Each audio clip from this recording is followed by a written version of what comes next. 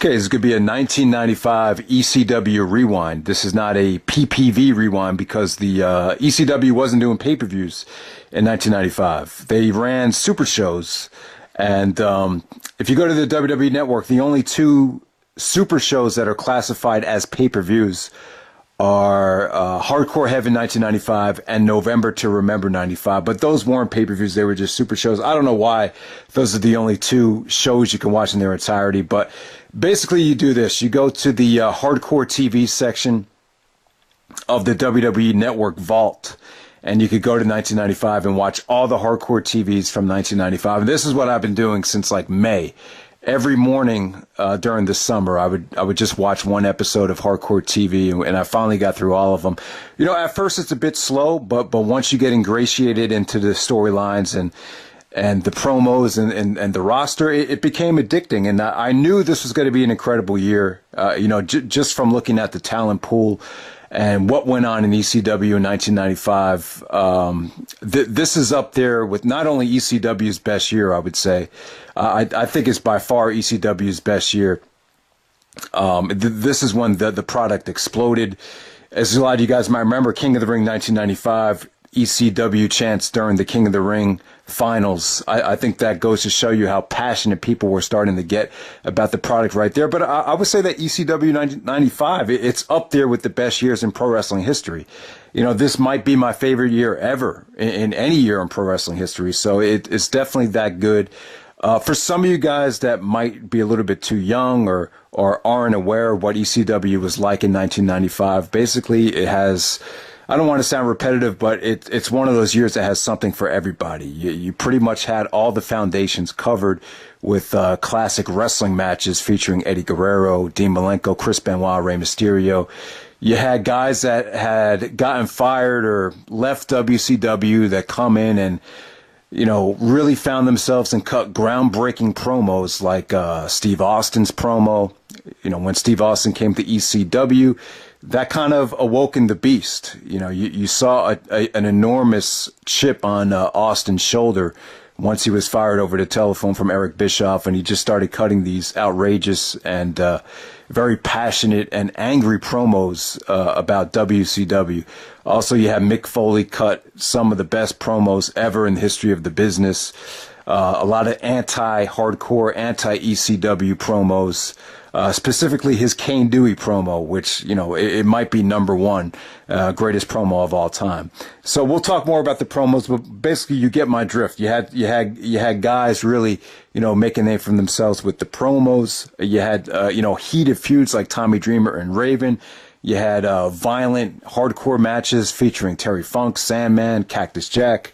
You know, you had great tag teams like the Public Enemy, the Gangstas, the Pitbulls. You had great characters like Bill Alfonso. So the list goes on and on and on. I mean, this is an incredible year. But let's get right into it right now. For this video, I felt like the best way to start it would be with the top 10 feuds from 1995. Number 10, I'm going to go with Rey Mysterio versus Psychosis. Okay, so Mysterio and Psychosis came into ECW in September 16th of 1995. They had their first match at a show called Gangsta's Paradise. And, you know, Paul Heyman said numerous times over and over again in the documentaries that, you know, it wasn't WCW that brought Lucha Libre to the United States. It was Paul Heyman and ECW that was the first promotion in the United States to showcase Rey Mysterio in a Lucha Libre match. And, you know, it just seemed like a lot of people from the crowd were aware of Rey Mysterio. You know, Mysterio was making a huge name for himself in AAA at the time. AAA seems to me like they had an incredible year in 1995, the AAA promotion. But, you know, they brought Mysterio and Psychosis in, and, you know, these two guys just worked their magic. They had a trilogy in ECW. The first match at Gangsta's Paradise. The second match was a 2 out of 3 falls match. And then they had their November to Remember Mexican death match. So they had a great trilogy, very cutting edge. Just the style was just a breath of fresh air to what was going on in the United States at the time. So, the Lucha Libre thing was really, I would say, that extra dimension that really put ECW over the top. It just gave them that extra spark that, they just have something for everybody. So number 9, I'm going to go with kind of a three-way feud right here.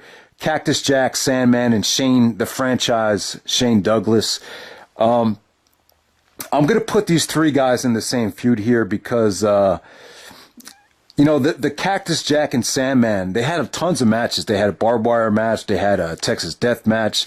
They had that really good match at Hardcore Heaven. But, it's just Shane Douglas was kind of in the middle of it. Basically, Sandman actually finally ended Shane Douglas's reign. I believe Shane Douglas was the first ECW champion. He won the belt back in August of 1994 in a tournament, and he declared the NWA title and kind of morphed it into the ECW title. But he finally lost the title to the Sandman when a woman, Chris Benoit's wife, actually turned on Shane Douglas, and she was kind of going back and forth between Shane and Sandman. But ultimately, she ended up with the Sandman, and she actually hit Shane in the calf with the kendo stick, and Sandman was able to pin Shane Douglas while Shane had him in a chokehold. So that's how Sandman won the title. But then when Cactus Jack got his shot at the Sandman, Shane Douglas screwed his best friend, Mick Foley, Cactus Jack. Shane Douglas and Cactus Jack actually trained together in Pittsburgh when Foley was just starting out, was just trying to wrestle when he was first starting out. What was his the guy that trained him, what's his name again? It's not coming to me right now, but basically they started out together, Shane Douglas and Cactus Jack. So that's why it was such a shocking turn when Shane Douglas actually turned on Cactus, because it was his best friend. And when Shane actually turned on Cactus, he said, keep your friends close and your enemies even closer. So there we go. There we go with that. I would just say, Cactus Jack and Sandman had a lot of, good hardcore matches. Nothing great, nothing too memorable, but they were all consistently delivered. And then Shane Douglas quickly went to the WWE right after this feud, where he would become Dean Douglas. Number 8. Number 8, I have a tie for number 8. These were too good to leave out, so I just put him at number 8. Ian Rotten versus Axel Rotten. Basically, this was a tag team known as the Bad Breed. They were actually brothers. The storyline was they came out of their mother's womb, fighting with each other. So I believe they actually ended up losing their tag team title shot. So basically, the Rotten brothers, they're known for hardcore stuff. I believe Ian Rotten actually was one of the promoters from IWA Mid-South, where they did a lot of, hardcore wrestling, just a lot of death matches, sort of like the American version of Big Japan Pro Wrestling. So you have Ian Rotten versus Axel Rotten, the two brothers. They had a Taipei death match. Basically, they would, duct tape their hands or duct tape their gloves, and then they would put it in super glue, and then they would take the super glue and they would actually stick broken glass onto the super glue, so they'd actually be punching each other with broken glass. So it was sick. It's not a fun match to watch. It's not something you want to watch when you're eating something, but basically it was just one of those matches that gave ECW that extra dimension of, you've never really seen anything like that before. Guys punching each other with glass, glued onto their hands. I mean, it was pretty sick. And these two guys were brothers, the Rotten brothers. This match became famous. This is one of the most famous and easily one of the most violent matches in ECW history. But, you didn't really get to see a lot of Ian and Axel on the television show. I think because it got a little bit too violent for TV, but you just remember that match being on countless ECW compilation DVDs. Also at number 8, I have the Public Enemy and the Gangstas. This is another great feud in ECW. So Public Enemy was, they were pretty much the main ECW tag team since like 93. I mean, they were always there. They were kind of, two out of shape guys that really weren't going to get work anywhere else but ECW. But in ECW, they were kind of, allowed to run with this hip hop gimmick. The fans did the hip hop parade, pose whenever they came out. Basically, I believe they kind of acted, like they were from the streets, like they were tough. So along came the Gangstas. Gangstas were actually, a black tag team that, came from South Central Los Angeles. And they started, spray painting some of the ECW, arena shows with some subliminal messages like Terminators on sight. So when Public Enemy saw that, they were like, oh, shit, we're not the only gang in town now. So here come the Gangstas. So, Gangstas and Public Enemy, they had a lot of wild brawls, very bloody. It was kind of like a dream tag team match, putting these two teams with very similar gimmicks and personalities together. So that's how the Gangstas kind of got their start against the Public Enemy. Definitely one of the, better feuds of 1995. Number 7, I'm actually going to go with Bill Alfonso versus Paul Heyman and 911. 911 was actually this, he was basically a non-wrestler. All he would do, he's just a giant guy, about like 7 feet tall. Whenever like something crazy was going on in the ring or some type of nonsense was going on in the ring, the fans would chant 911, 911, and then Heyman would bring out 911, and he would just choke slam the shit out of anybody that was in the ring. But basically, I put Bill Alfonso and Paul Heyman this feud at number 7 because I guess the refereeing was kind of getting out of control. Too much blood and too much chaos going on. So the Pennsylvania State Athletic Commission forced this guy to come in and kind of make things right or bring some organization to ECW. So that was Bill Alfonso. So a lot of you guys might know Bill Alfonso was kind of the Rob Van Dam's manager in ECW, but he actually used to be a referee for the WWE. If you watch the Shawn Michaels Marty Jannetty cage match from '93, you'll notice Bill Alfonso is refereeing that match. But Alfonso as a ref, just a lot of charisma, a little crazy, kind of scary looking, had really bad teeth, just kind of trashy looking, but at the same time, enormous energy, tons of charisma. And, the fans wanted to see him get his ass kicked because he kept on stopping matches or, altering decisions or restarting matches. So eventually 911 actually chokeslammed Bill Alfonso at Gangsta's Paradise, and it was just a huge move or a huge moment. And, Heyman and Alfonso had a lot of great segments as well. There was actually a time when Paul Heyman actually, I think it was Alfonso, he said that, no wrestler could put their hands on me. And then Heyman's like, well, guess what? I'm not a fucking wrestler. And then Heyman just beats the shit out of him from there. So I thought Alfonso and Heyman had tons of great mic work together. Number 6, I'm going to go with Taz versus Cold Scorpio. This ended up being a great feud, very personal as well, because Cold Scorpio actually broke Taz's neck. They were in a tag team match together. It was Eddie and Taz versus Cold and Dean Malenko, and there was a spike pile driver, and Taz actually, his head hit the mat. I guess Cold, I'm pretty sure that Cold Scorpio fucked it up. I don't think that was a work. If anyone knows for sure if the Taz neck injury was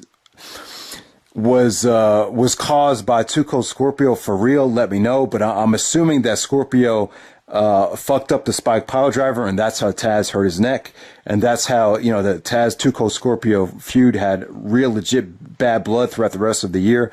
So I'm going to put that at number 6. Number 5, I'm going to go with Raven and Stevie Richards versus the Pitbulls. Basically, at first, Raven and Stevie Richards were with the Pitbulls. Pitbulls were this nasty tag team that made, crazy facial expressions, but they were, all these guys were together at first, but there was a match where I believe the Pitbulls felt betrayed by Raven and Stevie Richards because, Stevie Richards couldn't keep his, hands off of Francine.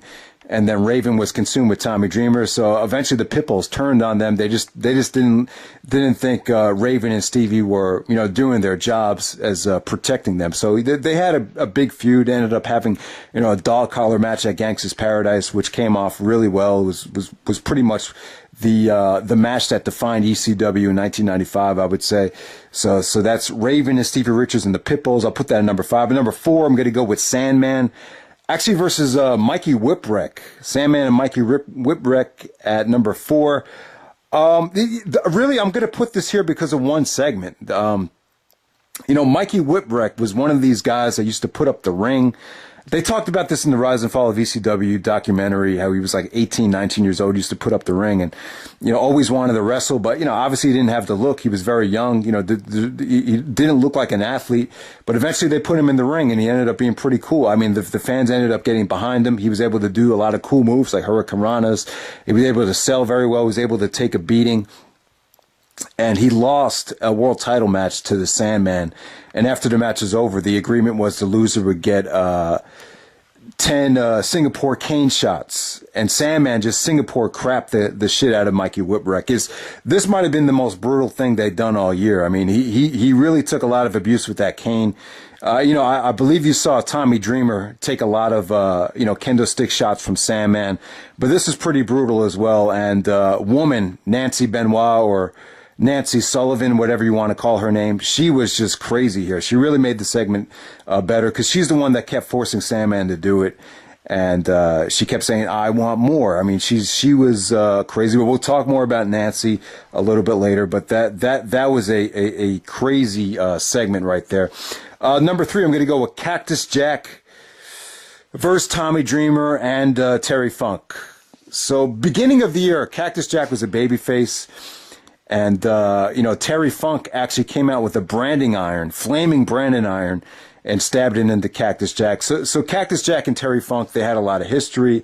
As you guys know, Cactus Jack idolized Terry Funk. Foley's favorite match of all time is Funk versus Flair, the I Quit match. So, these two guys have been feuding on and off in ECW the whole time. And when Terry Funk came back at the end of the year, he turned babyface because Cactus turned heel. And now Cactus actually turned heel on Tommy Dreamer because of Raven. Raven actually manipulated Cactus Jack in a tag team match. Before the match started, Raven basically went into depth about how, Foley has so many title shots in WCW and ECW, and he always came up short, how he put his life on the line for all these fans, and Terry Funk, and, always came up on the short end of the stick. He even went into depth about more. That was a great promo by Raven. Raven was definitely a manipulative son of a bitch, man. I'll tell you, he played that role very, very well. And that's what kind of sparked, Cactus Jack to become anti-ECW, anti-hardcore. And the one that kind of, symbolized the hardcoreness of ECW was Tommy Dreamer. So Cactus ended up costing Tommy Dreamer that match. And the stuff between Cactus and Dreamer, it really enabled Cactus Jack to really let loose and cut some of those anti-hardcore promos. And, it was just... It was just a great, that was, the Cactus and Dreamer feud, I don't think it lasted that long, but if for all these feuds that Foley had in ECW, it seemed like being heel against Dreamer really got the creative juices going. So we'll talk more about, Cactus Jack's promos later. Number 2, I'm going to go with Eddie Guerrero and Dean Malenko. This was just a pure wrestling dream right here with these two guys. Basically Dean Malenko made a name for himself in New Japan Pro Wrestling. Wrestling in the I don't know if he wrestled in the Super J Cup, but him and Eddie and Dean, obviously they wrestled in Japan, and when Dean got the job with ECW, recommended Eddie Guerrero. Eddie had just made a huge name for himself with Art Barr at the AAA pay-per-view the year before when Worlds Collide. So Guerrero was hot. So you put Dean and Eddie together.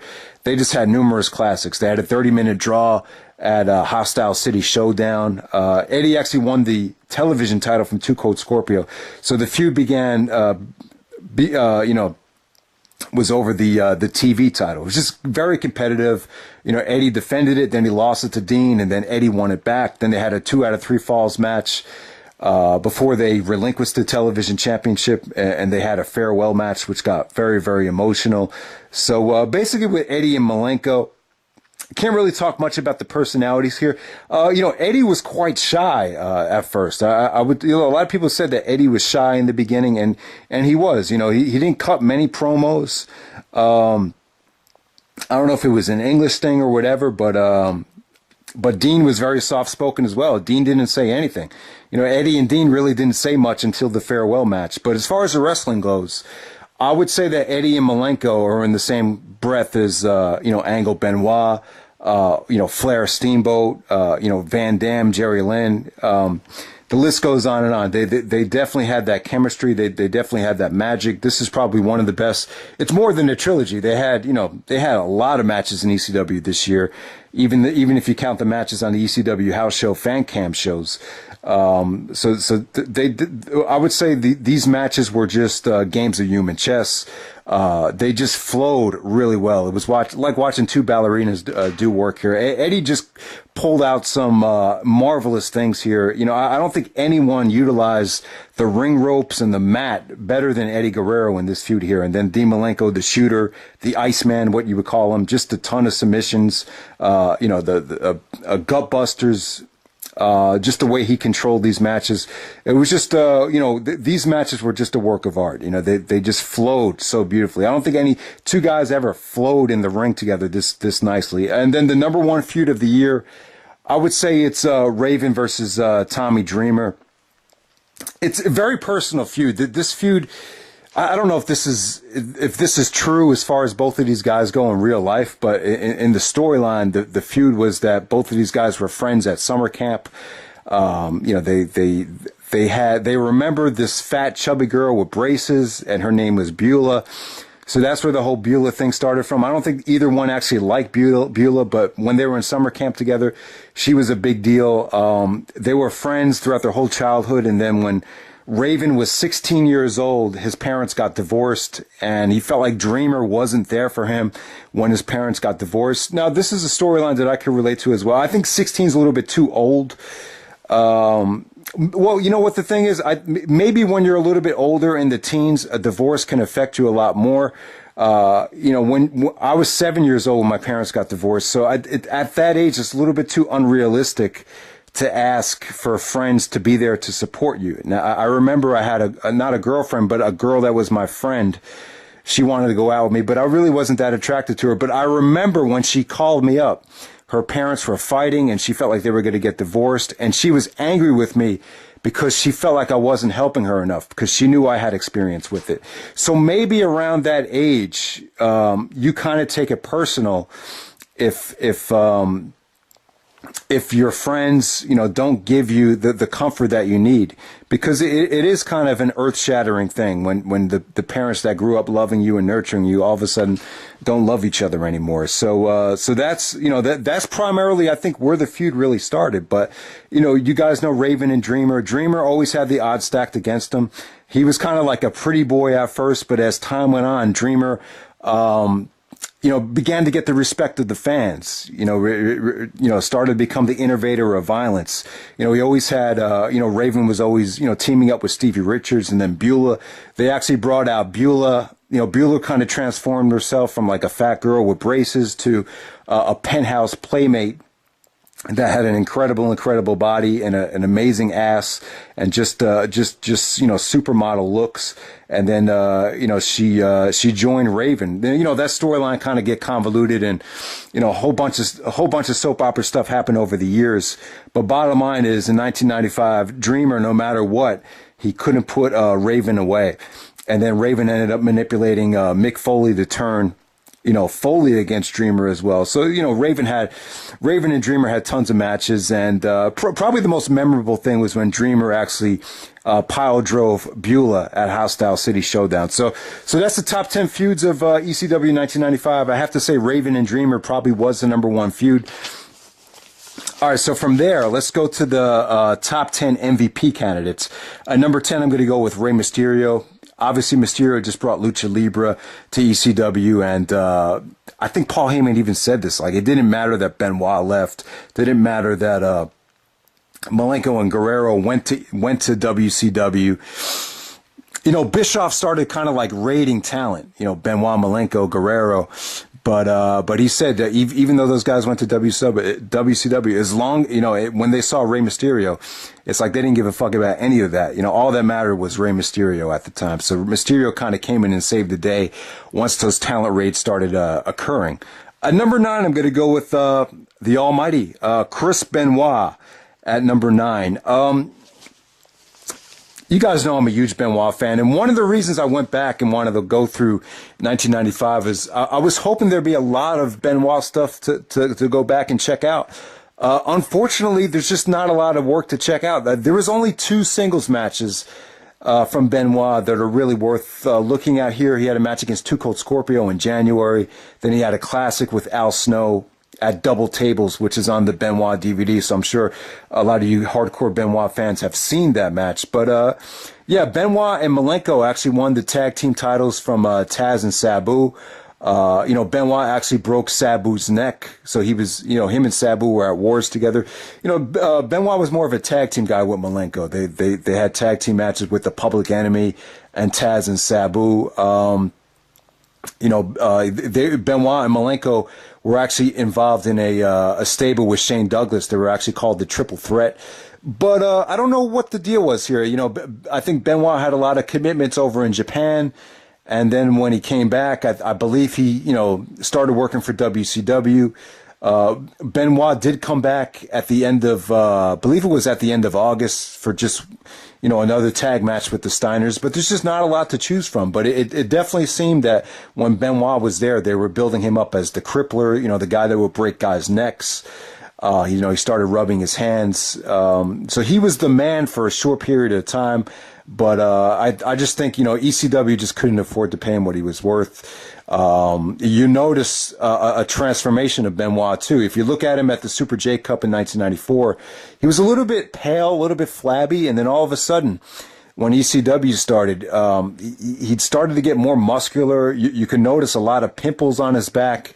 Started to look very, very, cut up and jacked up. There's even in some of those tag matches, you could hear a lot of, steroid boy chants, at Benoit. But, still, Benoit was a terrific wrestler. He was definitely in his prime athletically and physically, for the little amount of matches that you'll see in ECW in 1995. At number 8, I'm going to go with Taz. Taz had a huge transformation here. At first, he was kind of like the Tasmaniac, where you kind of look like a Flintstone character or a Flintstone animal with the furry hair and all that stuff coming out of his attire. But, Paul Heyman actually managed Taz, and eventually he wanted Taz to drop the gimmick and just become Taz. He shaved his head. Taz, just beautiful suplexes. You put him in the ring with Malenko, Guerrero and Cold Scorpio. He had some really good matches with Scorpio, but then he ended up breaking his neck. And a really cool storyline here was after Taz broke his neck, he was like, "What the fuck? You guys didn't do anything for me. All the attention for Sabu when he broke his neck. All the attention for, blah, blah, blah, blah, blah, when they got hurt. But what about my fucking neck? What about my family? What about my medical bills?" So he actually sold out and joined Bill Alfonso. Because he knew Alfonso was kind of anti-hardcore and would take care of Taz. So Taz was actually a guest referee turned heel and had Bill Alfonso actually pin the ECW owner, Todd Gordon. So that's how Taz's heel turn started. Really the big move that kind of jump-started Taz's career. Number 7, I'm going to go with Cold Scorpio. Scorpio was a lot of fun. I thought he was a great athlete, could pull off a lot of awesome maneuvers.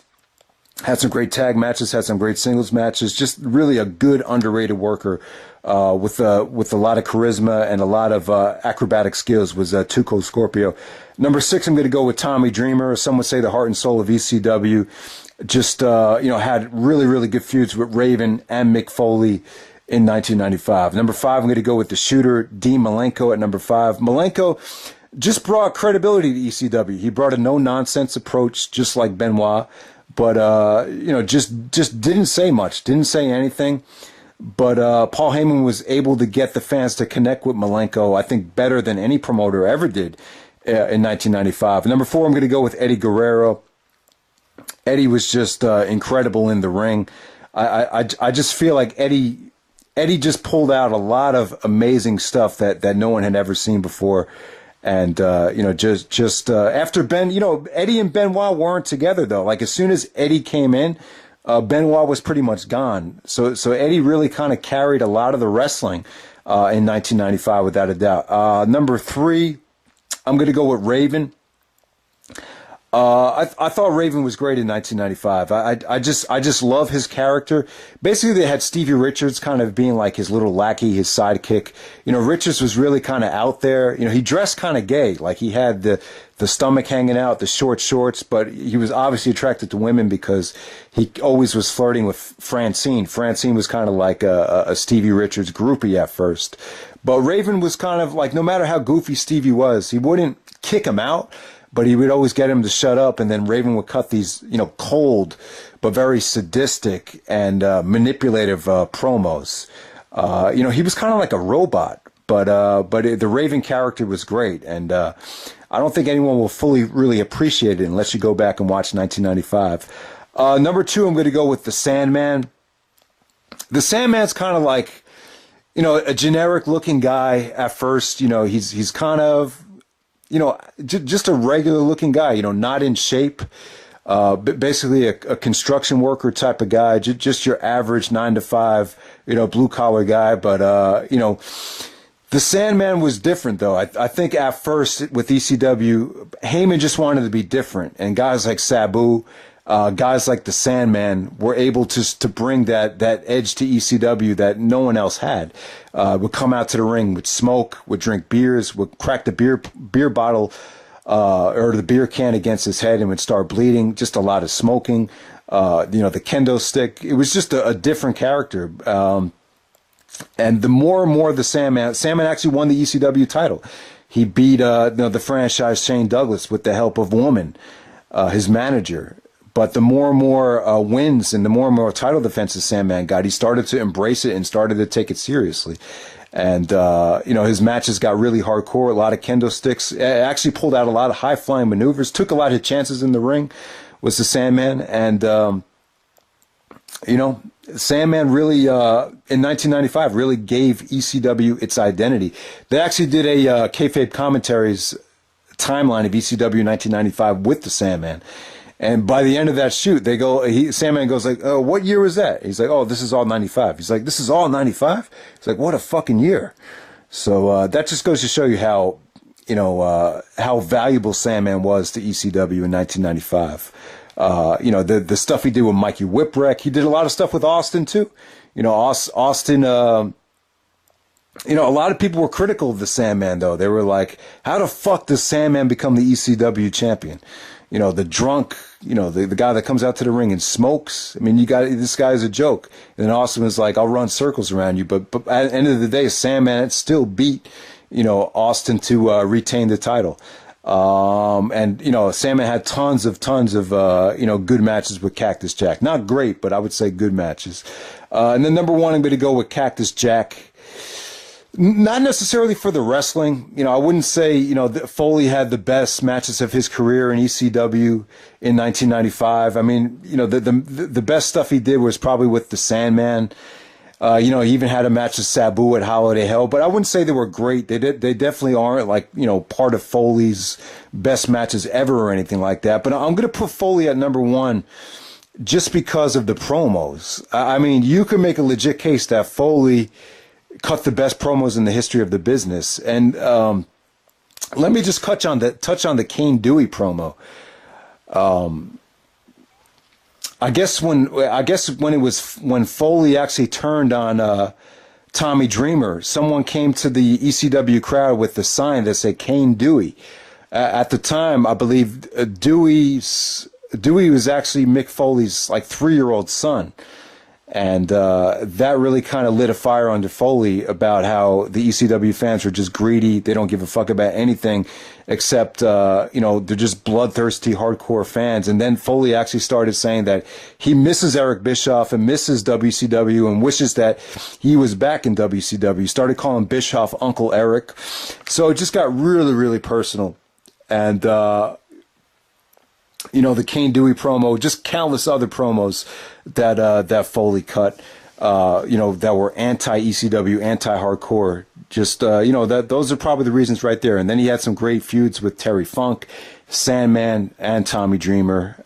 So Cactus Cactus would definitely be the number one MVP candidate for 1995. I had no idea I put him at number one until I, actually got down and, finished out this year on the WWE Network.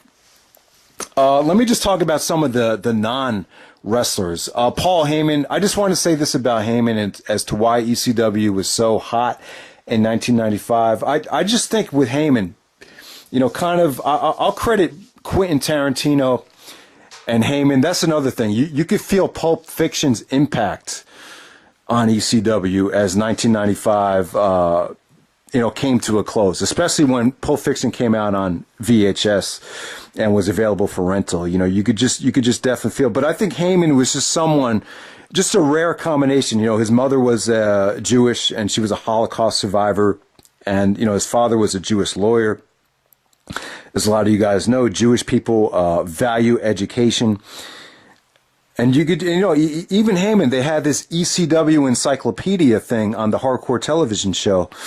Even though you had all this hardcore shit going on, Heyman still found a way to kind of, educate the fans about the actual wrestlers. So my point is this. I just feel like Heyman had a combination of book smart and street smarts that you just rarely see in a person, and he was able to kind of mastermind it and make everything work here from a creative standpoint. There's also a wrestler called 911.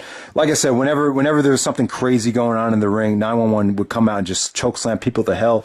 Joey Styles was, you say Tommy Dreamer's the heart and soul of ECW, but without Joey Styles there wouldn't be ECW. I mean, he just did such a great job of explaining and just anchoring ECW, just kind of the person that held everything together, whether it be the backstage promos or the commentary during the ring. Joey Styles was the voice of ECW, so the work he did this year can't be ignored. Like I said, Bill Alfonso as the referee was a huge part of ECW. Beulah as well. She had a segment called Beulah's Box, where she said her box is always open. So they started to do some sexual and creative things with Beulah, and she was a huge part of the Tommy Dreamer and Raven thing. Let me talk about woman now. Nancy Benoit, Nancy Sullivan, whatever you want to call her. She was actually the Sandman's manager who turned on Sandman but then swerved everybody and then turned on Shane Douglas before Shane Douglas went to the WWE. But you know what? I don't know her that well, and I would say this about Nancy Benoit. I think she was really hot. I think she was good looking. I'm not sure if this is where Benoit and Nancy met each other, but you could definitely see the attraction because obviously Benoit was the best wrestler. He was by far in better shape than anyone else on the roster, and Nancy Benoit probably the best looking woman out there in ECW at the time, so you could see why they probably, that's probably where the relationship started. You could see the attraction there. But, even though ECW was great in 1995 and everything, a lot of these guys on the roster and the promotion as a whole, it was, I would say it was really, you just got the sense that it was really just cutting edge and just really, an experience to be around all these characters. And, for her to be able to withstand that for a whole year is incredible. But, there's been some things said about her that kind of, and this doesn't excuse what Benoit did, but at the same time, I've kind of come to the conclusion that he didn't marry a saint. I've heard some things about woman Nancy that she's kind of like into sadomasochism, or likes being tied up and choked up and all that stuff, which is some of the stuff that Kevin Sullivan, her former ex-husband, was into. And just the way she kind of, she was really great, and it was kind of scary how she embraced some of those segments that they did with Mikey Whipwreck with the kendo stick. She was like, I want more. I mean, it was just kind of fucked up. And, for her to act that well in that segment, you kind of think she had to have some sort of a screw loose. But I don't know if she was a good person or a bad person. Who knows? Maybe Benoit, got himself involved with someone that was, you've heard in the past how Sonny and a lot of these girls that didn't even wrestle became addicted to painkillers. And I think that might have been, one of the things that, Woman was involved with as well. But who knows? I'm just saying that Benoit didn't marry a saint. I think she might have definitely had a screw loose, and maybe that was part of the problem there. But it just seems to me, looking back on it, Benoit just mixing medications and supplements together at the wrong time is just, what made him snap that night. But we'll never know. And, that's something I just don't enjoy talking about anymore. But I did want to mention Woman, Nancy Sullivan. I thought she was great. There was even a part of the year where Sandman was actually ECW World Champion and Tag Team Champion at the same time. So Nancy was managing all the champions at the same time. And there was even rumors in the storyline that Macho Man Randy Savage wanted to pull Nancy from ECW and have her manage him in WCW, which was quite a storyline. But yeah, so the other one would be Francine. Debuted this year. She started flirting with Stevie Richards, but then eventually became the manager of the Pitbulls. All right, so really quickly, I'll give you my top 10 moments of the year. Number 10, Sabu doesn't show up to the three-way dance. He was in Japan. That's when Paul Heyman said, Sabu, if you're going to fuck the fans, blah, blah, blah, blah, blah. I don't know the exact promo, but remember when Sabu didn't show up? It was a huge deal. Eventually, Sabu returned at November to Remember, and everything was okay. But ECW definitely needed Sabu. Even though 95 was great, there felt like something was missing when Sabu wasn't there. Number 9, I'm going to go with the return of Terry Funk. There was actually this match that Foley had with Sandman when Foley actually put Sandman in a garbage, it was some sort of garbage disposal. And then when he went to, get him out of it, Terry Funk was basically dressed up like the Sandman with like a bag over his head, and then it ended up being Terry Funk. So, Terry Funk's return was a huge deal, and him and Sandman were against Foley for the better half of 1995. Number 8, I'm going to go with Taz breaking his neck. That was a huge moment, big deal. Number 7, I'm going to go with Shane Douglas. Going back to the WWE, he cut this great promo right before he headed back, where he actually got fired by, I believe it was Todd Gordon. When Shane Douglas got fired, then he would end up trying to become Dean Douglas. But yeah, Shane Douglas didn't get along with Flair in WCW, didn't get along with Shawn Michaels and Kevin Nash in WWE. That's why he was kind of always, looked at as an outcast, someone that could never really make it in the big league. So he had it.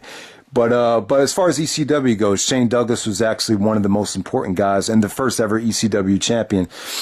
Some would say the most important ECW wrestler of all time, Shane Douglas. Number 6, I'm going to go with the Sandman winning the ECW title with the help of Nancy Sullivan, Nancy Benoit, Woman.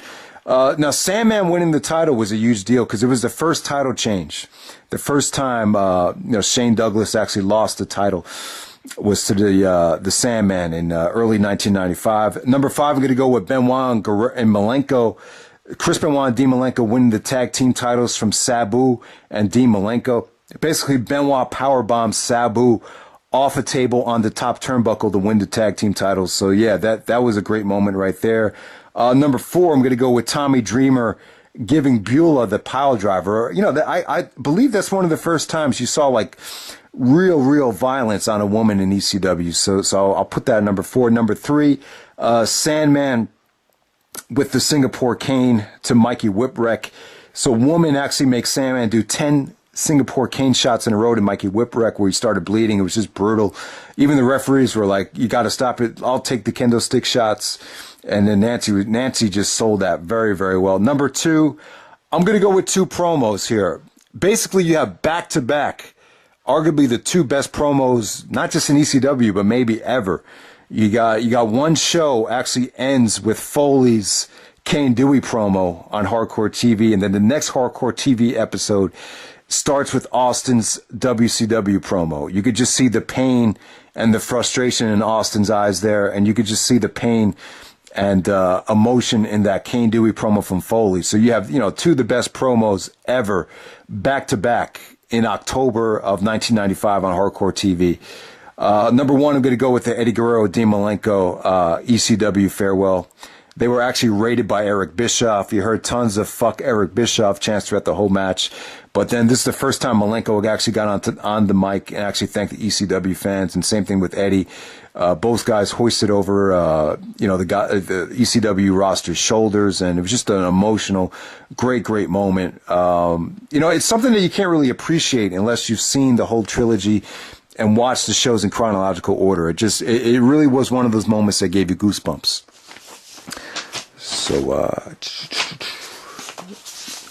So next, let me give you the top 10 matches of the year. Actually, before we get to the top 10 matches of the year, let me just say this about the pay-per-view shows. They're actually called super shows. So you had all these shows. You had Double Tables, Three-Way Dance, Hostile City Showdown, Hardcore Heaven, Heat Wave, Gangstas Paradise, November to Remember, Return of the Funker, Holiday of Hell. Basically, the only two you could watch in their entirety are Hardcore Heaven and November to Remember. But basically, everything is pretty much shown on hardcore television. Sometimes the matches are only clipped, but for the most part, you'll see everything in its entirety on the hardcore TV thing on the WWE Network. But yeah, I can't really tell you what the best show was from top to bottom. Hostile City Showdown, that's probably a good one to start with. Gangstas Paradise has, two great matches. Hostile City Showdown has two great matches, but, it's tough to really judge the quality here because they're just not shown in their entirety. I believe you can actually go to RF Video or High Spots and buy the DVD-Rs there if you guys do want to see the shows in their entirety here. But I think unlike the ROH on HDNet and ROH on Sinclair, I think ECW's syndicated television hardcore TV show was a great format for ECW because it kind of captured the intensity of the live audience, and at the same time, Joey Styles was able to kind of explain the storylines and make you connect with them very, very well. So I think ECW on TV was actually the better way to go because it was more of a storyline-driven format than Ring of Honor, where Ring of Honor, in the heyday, the priority was more about wrestling than storylines, I would say, even though storylines were still a good part of Ring of Honor. And then let's end the video like this. In the description, I'll put the top 20 matches, but I'm only going to talk about the top 10. At number 10, I'm going to go Rey Mysterio and Psychosis, the November to Remember Mexican Death Match. Basically, you have to pin the opponent, and then he has to stay down for a 10 count. So you guys remember the spot in this match. Mysterio does a hurricanrana off the stage. Psychosis falls onto the some type of wooden floor. And then Mysterio wins the Texas Death Match, or Mexican Death Match there. So that's at number 10. Number 9, I'm going to go with Cactus Jack and the Sandman from Hardcore Heaven. So Shane Douglas actually screws Cactus Jack out of the title shot. Foley and Shane Douglas actually used to train together, but for some reason Shane Douglas went ballistic and turned on Foley as soon as Foley started getting title shots against the Sandman. So that's why he turned on him, and Sandman retains against Cactus Jack at Hardcore Heaven.